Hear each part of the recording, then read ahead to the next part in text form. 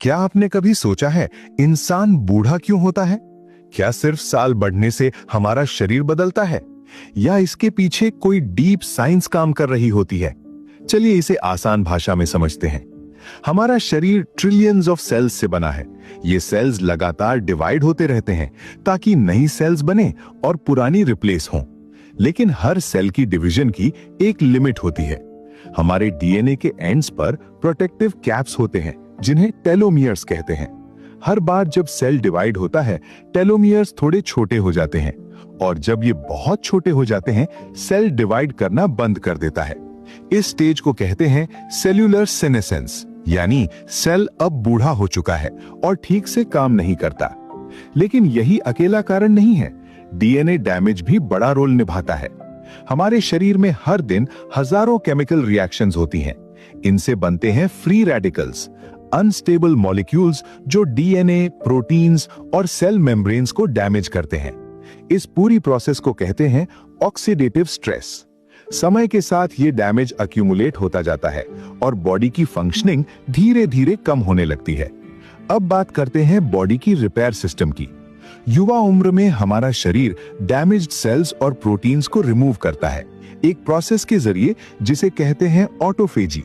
लेकिन जैसे जैसे उम्र बढ़ती है, ये सिस्टम स्लो हो जाता है। नतीजा, सेल्यूलर वेस्ट जमा होने लगता है, टिश्यूज कमजोर हो जाते हैं और ऑर्गन्स की एफिशिएंसी कम हो जाती है। इसके अलावा हार्मोनल चेंजेस भी एजिंग में बड़ा रोल निभाते हैं। एज बढ़ने के साथ ग्रोथ हार्मोन, टेस्टोस्टेरोन और ईस्ट्रोजन का लेवल गिरने लगता है। इससे मसल्स श्रिंक होती हैं, बोन्स वीक होती हैं और स्किन की इलास्टिसिटी कम होकर रिंकल्स आने लगते हैं। हमारा इम्यून सिस्टम भी समय के साथ कमजोर हो जाता है। इस कंडीशन को कहते हैं इम्यूनोसेनेसेंस। इसी वजह से उम्र बढ़ने पर इन्फेक्शंस और क्रॉनिक डिजीजेस का रिस्क बढ़ जाता है। तो कुल मिलाकर एजिंग किसी सिंगल रीजन से नहीं होती। ये है telomere shortening, oxidative stress, DNA damage, hormonal decline और रिड्यूस्ड रिपेयर मैकेनिज्म्स का कंबाइंड इफेक्ट। लेकिन अच्छी खबर यह है, balanced diet, regular exercise, proper sleep और स्ट्रेस मैनेजमेंट से आप बायोलॉजिकल एजिंग की रफ्तार स्लो कर सकते हैं। यानी उम्र बढ़ना नेचुरल है, पर हेल्दी और एनर्जेटिक रहना आपके हाथ में ज्यादा फ्री रेडिकल का मतलब है एक ऐसा अशांत, अनस्टेबल मॉलिक्यूल या एटम जिसमें इलेक्ट्रॉन की कमी होती है। उसमें अनपेयर्ड इलेक्ट्रॉन होते हैं। वो अपनी इलेक्ट्रॉन की कमी को पूरा करने के लिए हमारे हेल्दी सेलों से इलेक्ट्रॉन छीनता है। वो खुद इलेक्ट्रॉन को पाकर स्टेबल हो जाता है, शांत हो जाता है, परंतु हमारे सेलों को बर्बाद करता है। ये फ्री रेडिकल हमारे शरीर को बूढ़ा करते हैं, जर्जर करते हैं, इम्यूनिटी को लो करते हैं, थकावट, बुढ़ापा और बीमारी लाते हैं। परंतु खुशी की बात यह है कि आप अपने शरीर के अंदर फ्री रेडिकल की गिनती को कंट्रोल कर सकते हैं। अगर आपका खाना एंटीऑक्सीडेंट है, आपका पीना एंटीऑक्सीडेंट है, तो फ्री रेडिकल की गिनती कंट्रोल में रहती है। क्योंकि एंटीऑक्सीडेंट खाने के पास ज्यादा इलेक्ट्रॉन होते हैं, वो इलेक्ट्रॉन फ्री रेडिकल को मिल जाते हैं और वो शांत हो जाते हैं। वो हमारे सेलों को, हमारे टिश्यू को बर्बाद नहीं करते। एंटीऑक्सीडेंट खाने में और एंटीऑक्सीडेंट पानी में ये बहुत अच्छा गुण है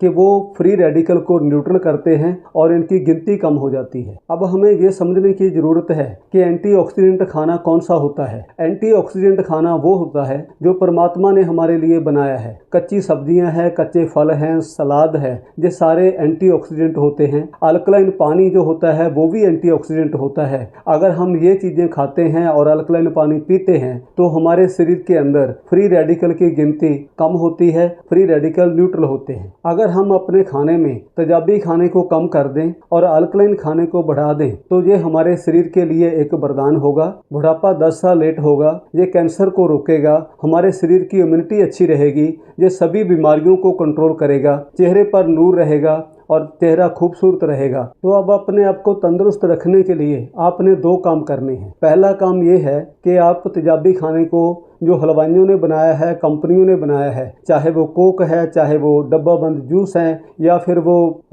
फास्ट फूड है और चाय है, कॉफ़ी है, तली हुई चीज़ें हैं या मिठाइयाँ हैं, आप इनको खाना कम करें और जो कुदरत ने हमें दिया है, कच्चे फल, कच्ची सब्जियां और सैलड, इसको अपने खाने में बढ़ा दें। और दूसरा काम आप ये करें कि पानी हमेशा अल्कलाइन और एंटीऑक्सीडेंट पिएं। इस खाने और पानी में ज़्यादा इलेक्ट्रॉन होते हैं जो फ्री रेडिकल को न्यूट्रल करते हैं। अल्कलाइन खाना, कच्चे फल, कच्ची सब्जियां और सैलड ये आपको अपने खेतों में मिलता है या फिर सब्जी वाले से मिलता है। और अल्कलाइन पानी के लिए भी अब आपको 3 लाख रुपए की आयोनाइजर मशीन लगवाने की कोई ज़रूरत नहीं है, ना ही 200-250 रुपए की बोतल खरीद कर पीने की ज़रूरत है। मिन रिवर ने आपके आरओ के पानी को अल्कलाइन करने का एक बहुत ही सस्ता, भरोसेमंद और गारंटी शुदा तरीका खोजा है जिसको हर आम आदमी अफोर्ड कर सकता है। आप सिर्फ 18 रुपए खर्च करके अपने परिवार को, पूरे परिवार को पूरा दिन अल्कलाइन पानी पिला सकते हैं और अपने परिवार को कैंसर से बचा सकते हैं, मोटापा कम कर सकते हैं, बुढ़ापा 10 साल लेट कर सकते हैं और इम्यूनिटी को बूस्ट करके